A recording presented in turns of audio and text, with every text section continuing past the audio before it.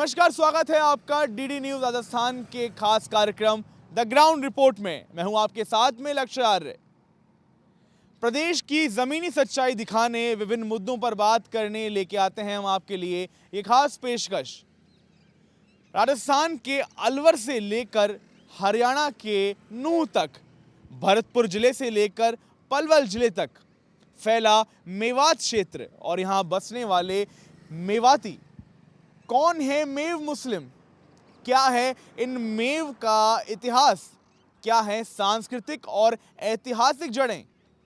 क्यों मेव को माना जाता है हिंदू संस्कृति से जुड़ा?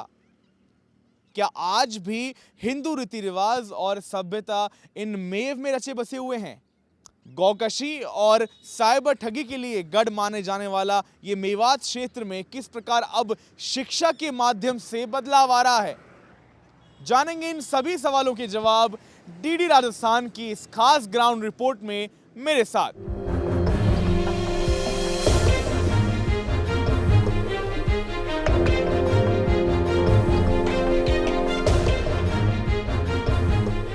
अलवर से लगभग 20 से 22 किलोमीटर दूर रामगढ़ तहसील के गोगड़ोद गांव में मैं मौजूद हूं। मेरे साथ में पूर्व सरपंच कमरू खान जी हैं और आसपास के गांव में जब चाहे गौकशी की घटनाएं हों, चाहे साइबर क्राइम की घटनाएं हों, ऐसी जब वारदातें सामने आई, ऐसी घटनाएं सामने आई, तो जनप्रतिनिधियों के माध्यम से, पुलिस प्रशासन के माध्यम से पहल की गई कि जो लोग हैं, जो ग्रामवासी हैं, जो युवा हैं, उनको शपथ दिलाए जाए। शपथ के माध्यम से ऐसी घटनाओं की रोकथाम में जो प्रयास किया गया वो कितना ज़रूरी था और उसके क्या परिणाम निकल के आए बाद में? वो सब इसलिए ज़रूरी था कि भाई हम यदि मान लें आने वाली पीढ़ी को यहाँ नहीं रोकेंगे तो और भी जो है गलत रास्ते पर चलेगी और बड़े बड़े क्राइम भी कर सकती है।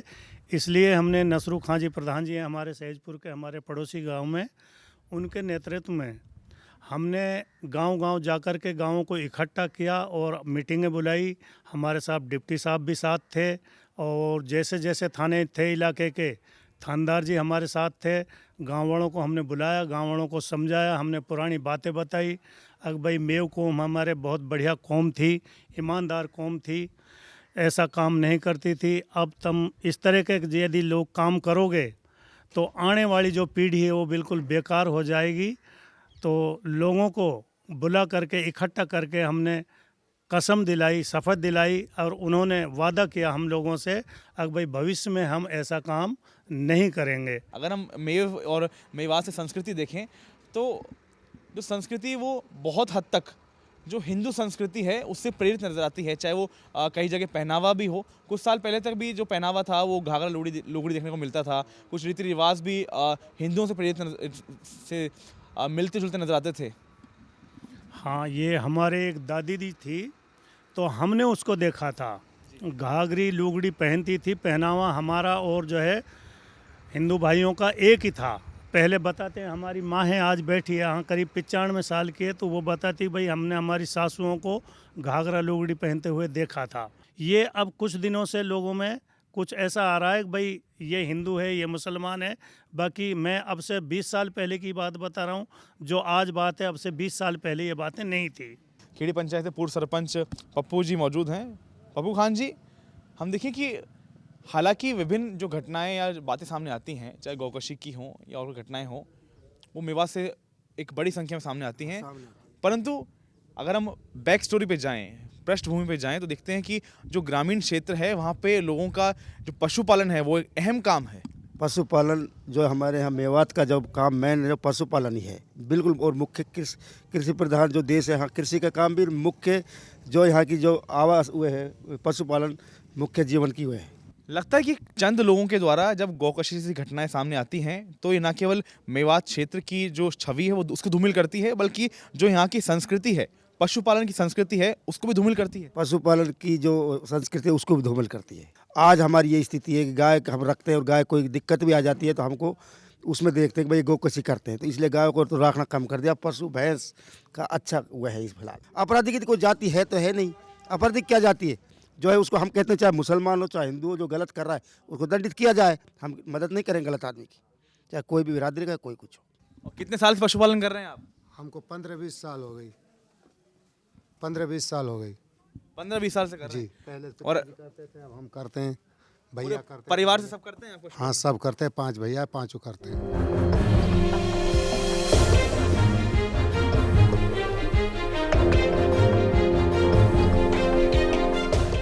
मेवात क्षेत्र में आए एक बदलाव और रामगढ़ जिसमें गौकशी और साइबर ठगी की अनेकानेक बातें सामने आती थी, वहाँ पे जो परिवर्तन आया है उस पर अधिक बात करने के लिए हमारे साथ मौजूद हैं रामगढ़ से प्रधान नसरुल खान जी। सर बहुत स्वागत है आपका। नसरुल जी, जिस प्रकार से एक बदलाव की जो चिंगारी शुरुआत हुई उसमें आपका भी अहम योगदान है।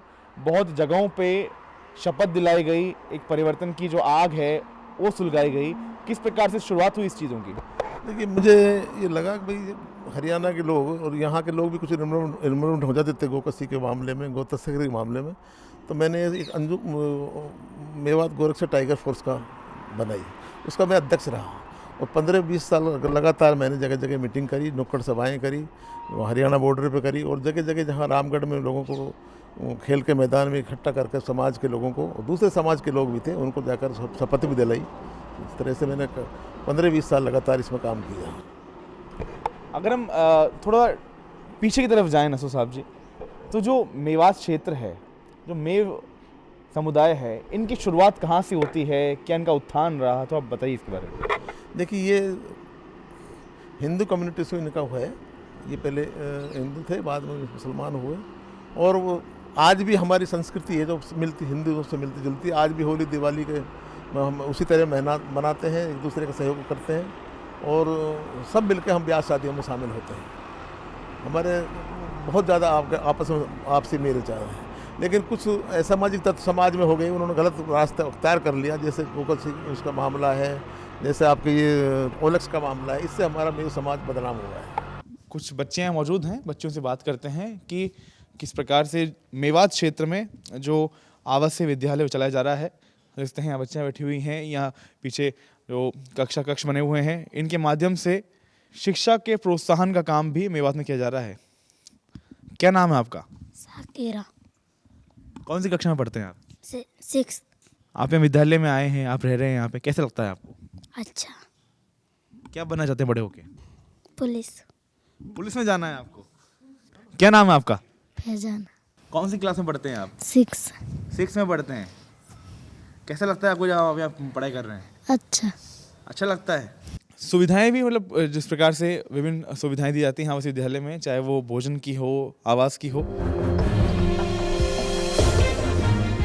मेव समाज और मेवात पे अधिक जानकारी जानने और इनकी ऐतिहासिक जड़ों को समझने के लिए हम पहुंचे हैं कामा पहाड़ी क्षेत्र में। हमारे साथ में अब्दुल्ला जी मौजूद हैं। आप रिटायर्ड नायब तहसीलदार भी रह चुके हैं। अब्दुल्ला जी, जो जड़ें हैं मेव समाज की वो कितनी गहरी हैं और इनकी शुरुआत कहाँ से मानते हैं? इनकी शुरुआत मैं आपसे बता रहा हूँ कि ख्वाजा मोइनुद्दीन चिश्ती है, उसका यहाँ दिल्ली से यहाँ जाना हुआ अजमेर, और रास्ते में ये कैंप लगे थे इसके, ये इन सब इस प्रभावित हुआ और सारा का सारा मेव समाज, कुछ बाद में कुछ उसके सामने ही सारा का सारा मेव समाज मुस्लिम कन्वर्ट हो गया, सारा का सारा ही। तो आज भी जो हिंदू संस्कृति की जो रीति रिवाज हैं वो मिलते हैं मेव समाज में? हाँ बिल्कुल उनसे ही हैं। पहले तो अब से बताते हैं कि 100 साल पहले रिश्ते भी होते थे मीणाओं से मेवों के रिश्ते भी होते थे। कहते हैं गोत्र भी लगभग गोद भी लगभग सेम ही है, गोद भी ऐसे ही है सेम, जो मीणाओं के हैं वो गोद मेवों के भी हैं। तो इनकी जड़ है वो तो मीणाओं से ही है। समाज के वरिष्ठों ने आता है कि आपको क्या लगता है कि जो अगर चंद लोग जो कर रहे हैं, चाहे गोकशी हो चाहे इस प्रकार की घटनाएं हो, वो सही है समाज की? ना, सही नहीं, बिल्कुल गलत है जो हमारे समाज के लिए। क्यों कि ऐसा नहीं कि हम तो इनसे ही तो निकले हुए हैं। पहले हम भी यही जब इस्लाम धर्म आए भाई, उसमें कहा भाई हमारे लिए हलाल है, नहीं पहले हमारे मिली वही गऊ है, वो जैसे ये समझते हैं हम भी वही समझते थे उसे। क्योंकि मूल तो जो मेव हैं उनका मूल तो हिंदू ही है, तो उनके लिए भी गौ एक माता की तरह ही ना, माता की तरह नहीं मानते हम उसे, माता की तरह नहीं मानते, माता के एक पशु की तरह ही मानते हैं उसे। हाँ, माता नहीं मानते उसे। डीमरी गांव में जब और आसपास के गांव में जब पंचायत के माध्यम से शपथ दिलाई गई, इसका इन महीनों में सालों में कितना फर्क देखने को मिला है? जब से यहाँ शपथ दिलाई गई है इन गाँवों में, कामा विधानसभा के गांव और मेवात में प्रत्येक गांव में शपथ दिलाई गई है जिम्मेदार व्यक्तियों के द्वारा, इतना फ़र्क है कोई 1-2% आदमी दुबक छिपक के करते होंगे। जब लोगों से बात करते हैं, आप शपथ दिलाते हैं, तो उनका क्या रुख होता है, क्या बोलते हैं? जब हम शपथ दिलाते हैं लोग यही कहते हैं, पहली बात तो ये कहते हैं हम करते ही नहीं हैं। कुछ लोग जो करते हैं वो ये कहते हैं आज के बाद हम गलत काम कभी नहीं करेंगे। फिर उनको जिम्मेदार आदमी हमारे ये भी कहते हैं कि मेवात बदनाम हुआ पड़ा है, मेवात को बदनामी का आज कलंक लगा हुआ है, उसकी वजह से फिर वो अपनी गलती स्वीकार कर लेते हैं और गलत काम को छोड़ देते हैं। आसपास के कामा और पहाड़ी के क्षेत्र के जो गांव थे, उनमें पंचायत के द्वारा शपथ दिलाई गई। गौकशी और साइबर अपराधों की रोकथाम के लिए शपथ दिलाने का कार्यक्रम चलाया गया और अभी भी चलाया जा रहा है, ताकि कुछ हद तक इन अपराधों में कमी लाने का प्रयास किया जा सके।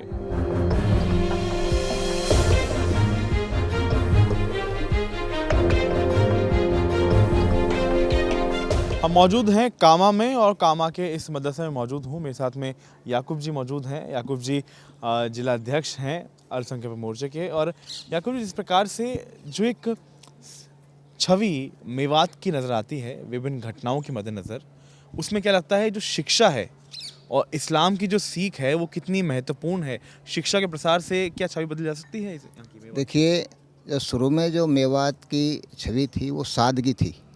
शुरू में ईमानदारी, सादगी के प्रति और देशभक्ति के प्रति समर्पित रहे थे। राणा सांगाजी के साथ में राजा हसन खां मेवाती जी ने 12,000 घुड़सवारों के साथ में और बाबर से युद्ध किया था मुग़लों से। ये मेवात की कौम हमेशा जो है अंग्रेज़ों और मुग़लों से लड़ाई लड़ती आई है अपने देश धर्म के खातिर।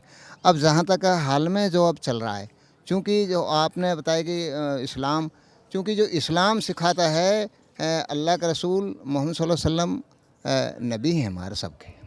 उन्होंने कहा है शिक्षा ग्रहण करो, चाहे तुम्हें विदेश जाना पड़े, गांव नहीं विदेश जाना पड़े, लेकिन शिक्षा ग्रहण करो। हमारी देशभक्ति ये हमारी पहचान है कि खून के कतरे कतरे में हमारा हिंदुस्तान बसा हो। ये हमारे देश की पहचान, ये हमारी पहचान है। क्योंकि हमारी जो देशभक्ति है वो राष्ट्र प्रथम को लेकर के कार्य करते हैं। जिस प्रकार से मदरसे के माध्यम से शिक्षा का प्रचार प्रसार किया जा रहा है, उर्दू सिखाई जा रही है, जो संस्कृति सिखाई जा रही है, क्या लगता है संस्कृति में ये नैतिक मूल्यों को भी जोड़ा जाना चाहिए? जरूरी है। शिक्षा तो सभी सारी, इंग्लिश हो, संस्कृति हो, गीता हो, कुरान हो, शिक्षा तो शिक्षा है। और तुम संस्कृत में मैन संस्कृत पढ़िए, कोई दिक्कत नहीं है। किसी भी मज़हब का कुरान पढ़े, संस्कृति पढ़े, बाइबल पढ़े, गीता पढ़े, रामायण पढ़े, क्या दिक्कत है? शिक्षा तो शिक्षा है, उसमें ज्ञान ही तो पैदा होगा। एक बनो नेक बनो, कलाम बनो, समझ से नहीं समाधान बनो। तो ना केवल समाधान से बल्कि शिक्षा के प्रसार से भी एक बदलाव लाया जा सकता है, क्योंकि चाहे ईमानदारी हो, चाहे परोपकार हो, ये नैतिक मूल्य ही, चाहे हमारा धर्म या समाज ही हमें सिखाता है।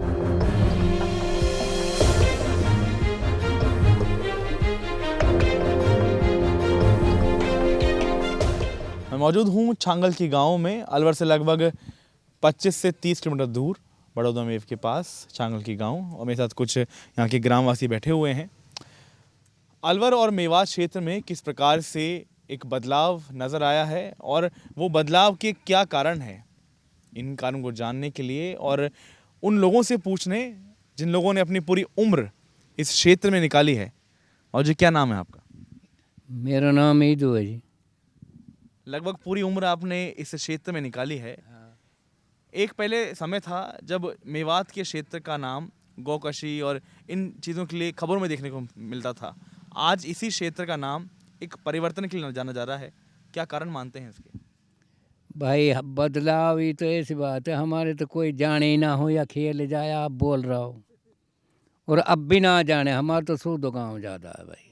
हमारे तो भाई त्योहार हिंदू उनके पड़ोस में रहते हुए हम तो देख, वो गण तो हमारे बस का है ही ना है। कराई ना बढ़िया आदमी, हम तो पढ़ा लिखा औलाद है। साइबर ठगी पे एक तो सामाजिक प्रयास भी हो रहे हैं ज़्यादातर, और उसके बाद फिर सरकार की भी कुछ सख्ती है, तो इसलिए साइबर ठगी में भी बहुत कमी है। गौकशी तो हमारे यहाँ कभी हुई ना और होती भी नहीं है, तो इसमें तो बिल्कुल इसमें भी कमी है। फिलहाल आसपास भी और जो एरिया हैं उस सब में कमी है। जो एक सकारात्मक बदलाव आया है उसमें शिक्षा का विस्तार एक अहम भूमिका निभाता है। जिसमें सामाजिक भूमिका के साथ में ही जो सरकार के प्रयास हैं वो अहम कड़ी साबित हुए हैं मेवात क्षेत्र में।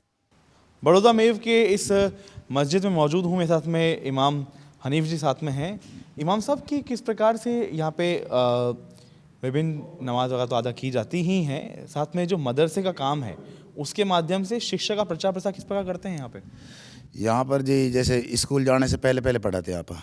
अगर सुबह जल्दी स्कूल जाएंगे तो शाम में पढ़ाएंगे, और सुबह शाम में जाएंगे तो सुबह जाएंगे तो शाम में पढ़ाएंगे, और शाम में जाएंगे लेट जाएंगे 10 बजे जाएंगे बालक जैसे तो सुबह 10 बजे तक 9 बजे तक पढ़ाते हैं। क्या यहीं पे कक्षा चलती है यहाँ पे पीछे? यहीं पे छोटे बालक आते हैं, यहीं पे पढ़ते हैं। कौन कौन सी जैसे किताब भी है, कौन कौन सी किताब पढ़ाई जाती हैं, और जो उर्दू में आप पढ़ाते हैं क्या क्या पढ़ाते हैं बच्चों?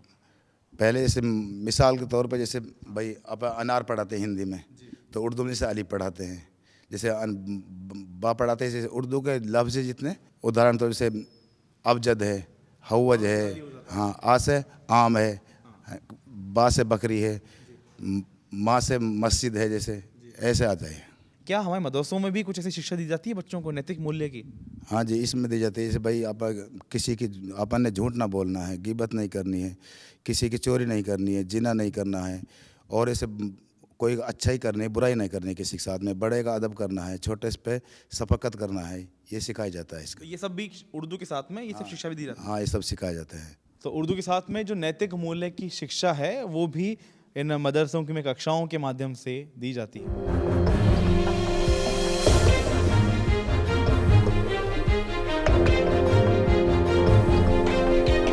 मेव समाज पे अधिक बात करने और अधिक जड़ों को जानने हम पहुंचे हैं मेवात सदर शेर मोहम्मद जी के पास में।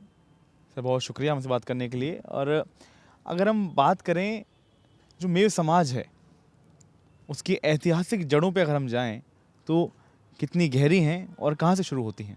अगर मेवात के बारे में जैसा बताया जाता है कि 1000 से 1100 ईस्वी के आसपास मेवात की उत्पत्ति हुई, और धीरे धीरे जो हमारा मेव समाज है यहीं के लोगों में से बहुत ज़्यादा तादाद में मीणों से है, बाकी यादव से भी है, गुजरों से भी है, इनसे बनकर के इनसे निकलकर जो कन्वर्ट हुए वो कंप्लीट मेवात जो है वो सन 1400 के आसपास हुई। सिर्फ एक चीज़ को छोड़ दिया जाए कि भाई इस्लाम को मेवाती मानते हैं, बाकी शादियों के हिसाब से भी और अपने त्योहारों के हिसाब से भी। दूसरे मुस्लिम्स में शादियाँ भाई का लड़का, बड़े भाई का लड़का, छोटे भाई की लड़की, इस तरह शादियाँ होती हैं, लेकिन हमारे यहाँ नहीं होती। हमारे यहाँ आज भी हिंदुओं की तरह गोत्र बचा करके और शादियाँ होती हैं। हम उसी परंपरा को निभाते आए हैं और हम उसको अच्छा भी मानते हैं। हमारे आलिम दीन भी कई बार इस बात का तबसरा करते हैं कि ब्लड के हिसाब से भी, उस हिसाब से भी अपना सिस्टम ठीक है। और अभी भी अगर देखा जाए तो हमारे गोत्र जो हैं वो सारे मीणाओं से, यादवों से, इनसे मिलते जुलते हमारे गोत्र हैं। उसी मेवात क्षेत्र में जब आज हम देखते हैं कि चाहे साइबर ठगी या गौकशी से घटनाएं सामने आती हैं तो लगता है एक टैग लग जाता है। आज सरकारों ने इसके लिए कठोर नियम बनाए। अभी भी मैं तो ये मान के चलता हूँ कि हमने मेव पंचायत के माध्यम से 2016 में जब पहलूखां वाला प्रकरण हुआ था तो हमने मेव पंचायत के माध्यम से एक मुद्दा उठाया था कि गाय को राष्ट्रीय पार्टी का दर्जा, राष्ट्रीय पशु का दर्जा दीजिए। लेकिन सरकार ने हमारी बात नहीं सुनी। हमने ज्ञापन भी दिए थे, हमारे पास लिखित में है वो सारा। हम अभी भी ये कहते हैं कि गाय एक ऐसा जानवर है जो जिसका दूध और घी ये सब फ़ायदेमंद है। इसका मांस जो है ये हमारे, जैसे मैं हमारे मौलाना लोगों से सुनता हूँ और हमारे आलिम भी बैठे हैं, ये बता देंगे कि हमारी किताब भी ये बताती है कि गाय का जो गोश्त है उसमें वबा है और इसके दूध और घी में शिफा है। लेकिन क्योंकि गाय खाना मना नहीं है इस्लाम में, इसलिए अगर उसका प्रचार प्रसार किया जाएगा कि इसका नुकसान है खाने का, तो अब मेरे हिसाब से ये कि आज की तारीख में हमने जो प्रयास किए, जैसे आज से 4 साल पहले बहुत बड़ा एक गो तस्करी का कंकाल मिले थे। मैं हज़ारों की तादाद में लोग इकट्ठे हुए, हम लोग उसमें गए थे। हमारे सारे जिम्मेदार लोग थे। हमने लोगों से बाकायदे शपथ दिलाई कि आप लोग गाय पर ईमानदारी से शपथ लीजिए कि हम गोकशी से दूर रहेंगे। सारे लोग मिलकर के जो करेंगे।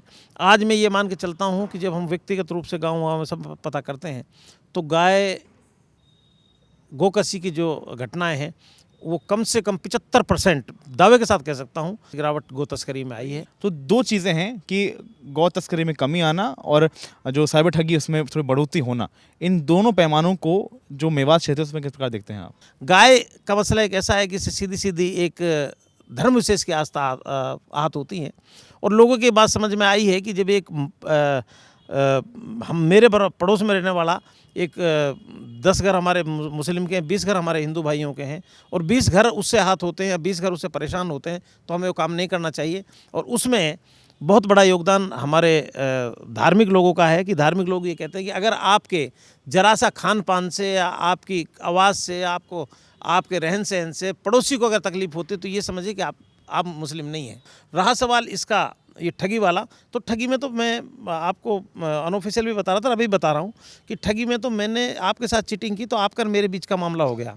उससे क्या है कि एक समुदाय विशेष की कोई भावना आहत नहीं हुई और वहाँ पर क्या है कि ज़्यादा गड़बड़ी जो करती है वो पुलिस करती है। पुलिस इसमें निष्पक्षता से काम नहीं करती, अगर करे तो इनको सब कुछ पता है। आज इस मोबाइल में सब कुछ है, 1 मिनट में पता लग जाएगा कि कौन क्या है। अगर बहुत सारे लोग हमसे कहते हैं कि आप ये आदमी हैं, ये इस तरह का काम करता है, सदर साहब इसको रुकवाओ, पुलिस को कहो। मेरा अपना ये मानना है कि मैंने 200 लड़कों के ये कह कर के बताया होगा कि साहब इन पे ध्यान रखिए, आप इन्हें वॉच कीजिए कि ये लड़के कहीं ऐसा सुना है कि इस गाँव में ये वो करते हैं। कभी पुलिस ने उनको फ़ोन करना भी उचित नहीं समझा क्योंकि उनको ऑलरेडी पता होता है। हमारे साथ में जमीयत उलमा राजस्थान के वाइस प्रेसिडेंट मौलाना अमजद जी मौजूद हैं। अमजद जी, बहुत बहुत शुक्रिया आपका। जिस प्रकार से हम बात करें मेवात या मेव समाज की, तो आज जब मेवात और इस क्षेत्र का नाम ऐसी घटनाओं में सामने आता है, चाहे वो गौकाशी हो या फिर साइबर अपराध हो, तो इसमें किस तरह लगता है कि जो न केवल क्षेत्र बल्कि पूरे समाज की जो छवि है वो चंद लोगों की वजह से धूमिल होती है? बिल्कुल, ये आपकी बात बिल्कुल सही है। मेव जो है बहुत बहादुर कौम रही है और आज भी बहादुर है। तो कुछ कमियां हैं समाज में, कुछ लोग सभी मज़हबों में होते हैं, सभी धर्मों में होते हैं, तो इसमें जो है बहुत जागरूकता लाई जा रही है। समाज के जो ज़िम्मेदार हैं और ख़ास तौर से हमारी जो उलमा की जमात है, चाहे वो जमीयत उलमा हिंद हो, चाहे मेवात की लोकल बॉडीज़ हों उलमा की, वो सब इस पर मेहनत कर रहे हैं कि भाई बच्चों को तालीम दी जाए। तालीम रोशनी है। मदरसे के माध्यम से जो शिक्षा का प्रसार है, शिक्षा के विकास के लिए या जो बालिकाओं को लेकर शिक्षा है, उसमें किस प्रकार प्रयास किए जा रहे हैं? आज आप देखो कौन सा मदरसा ऐसा है जहाँ राष्ट्रीय गान नहीं गाया जाता, जहाँ जो है झंडा नहीं फहराया जाता 15 अगस्त 26 जनवरी को। आप उठा कर देख लीजिए, सारे मदरसे जो हैं देश प्रेमी हैं और मदरसों में जो है हम जो है दोनों तरह की तालीम दे रहे हैं, चाहे वो दुनियावी हो या हमारी उखरवी हो। मज़हब ये नहीं सिखाता कि भाई तुम किसी को परेशान करो, हराम का कमाई का खाओ और हराम काम करो, साइबर ठगी करो। ये मज़हब से बिल्कुल अलग मामला है। बाज़ लोग जो हैं ये काम करते हैं, वो ये है कि उनको ना तो मज़हब की समझ है, ना उनको जो है तालीम की समझ है, एजुकेशन की समझ है। ऑप्शन बहुत है इस्लाम के अंदर। भाई आपको सिर्फ जो है हम एक चीज़ से मना कर रहे हैं, भाई गौ मांस से आप दूर रहें, गौ हत्या से दूर रहें, गौ तस्करी से दूर रहें। बाकी आपके पास तो बहुत ऑप्शन है खाने के, उनको खाना चाहिए।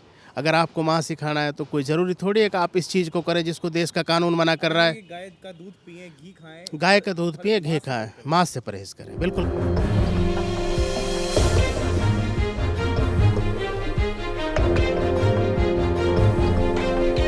हमारे साथ कुछ छात्र भी मौजूद हैं जो विभिन्न प्रतियोगी परीक्षाओं की और विभिन्न परीक्षाओं की तैयारी कर रहे हैं। आपका क्या नाम है? सर, मेरा नाम बसमीना है। मैं अभी LLB फाइनल ईयर की स्टूडेंट हूँ। जिस प्रकार के प्रयास जो शिक्षा के विस्तार के लिए किए जा रहे हैं समाज द्वारा, वो कितने ज़रूरी मानते हैं आप छात्र होने के नाते? समाज के द्वारा जो प्रयास किए जा रहे हैं वो बहुत ज़रूरी हैं और ये प्रयास और भी ज़्यादा होने चाहिए मेरे हिसाब से। पहले बालिकाओं को, महिलाओं को शिक्षा के लिए थोड़ा रोका जाता था, इतनी आज़ादी नहीं थी। स्वयं बालिका होने के नाते जो आपको इसे आज़ादी मिलती है, कैसा लगता है आपको? नहीं सर, मैंने भी वो माहौल देखा है गांव में। अभी भी बच्चियां पढ़ती नहीं हैं, वही काम धाम।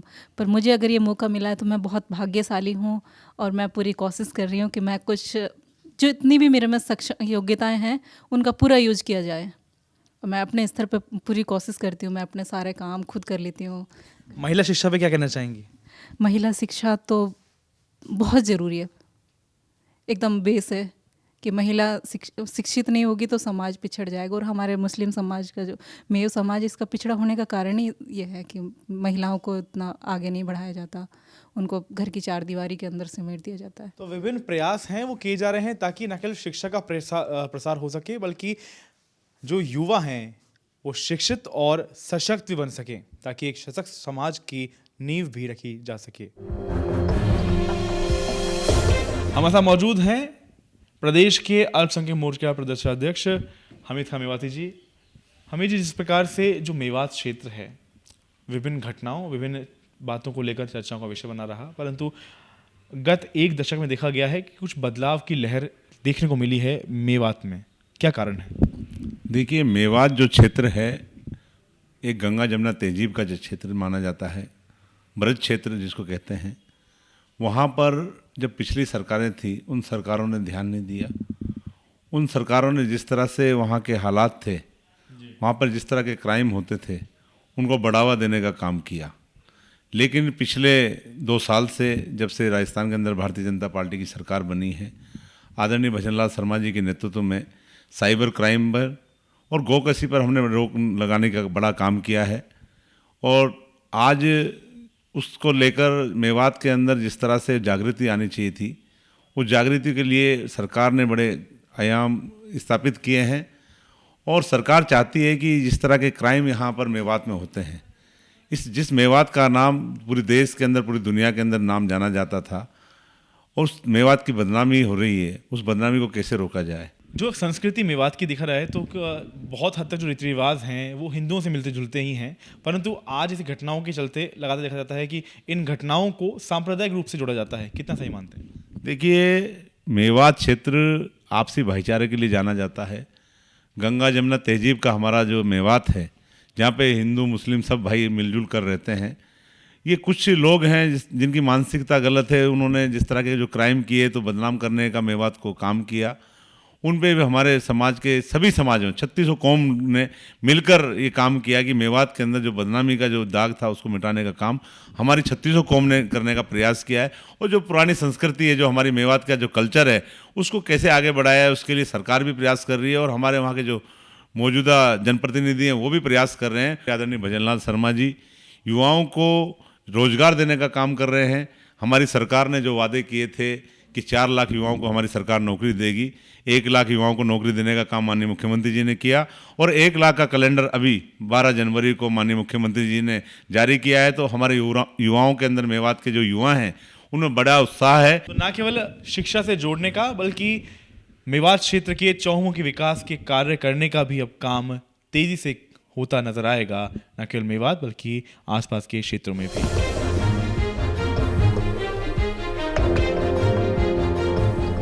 मेवात जिस क्षेत्र से हसन खां मेवाती जैसे वीर सपूतों ने देशभक्ति और अपनी ईमानदारी का परिचय दिया, उसी मेवात से जब गौकशी और साइबर अपराध जैसी घटनाएं सामने आती हैं तो न केवल एक समाज की छवि बल्कि साथ साथ पूरे क्षेत्र की छवि भी धूमिल होती है। परंतु गत वर्षों में शिक्षा के प्रचार प्रसार के माध्यम से लगातार इस क्षेत्र की छवि को सुधारने का काम किया जा रहा है। शिक्षा के प्रचार प्रसार से शिक्षा को गति मिलने के साथ साथ एक सकारात्मक बदलाव आया है। बहरहाल ये बदलाव कितना प्रभावी होगा वही आने वाले वर्षों में ही पता लगेगा। फिलहाल इस ग्राउंड रिपोर्ट में इतना ही। मुझे हमारी टीम को दीजिए इजाजत। नमस्कार।